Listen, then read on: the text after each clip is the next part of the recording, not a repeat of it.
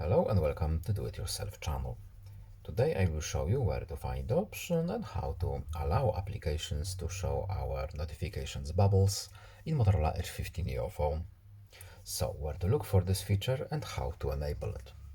First we need to go to Settings. Then in Settings we are looking for Notifications Options menu.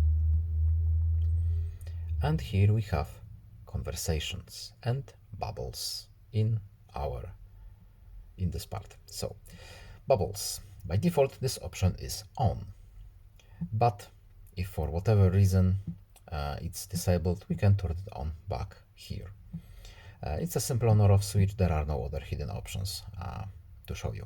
So right now our notifications conversation bubbles are enabled, and that's it. So I hope this video is helpful to you. Please leave a like and subscribe. Have a nice day and see you in the next video. Goodbye.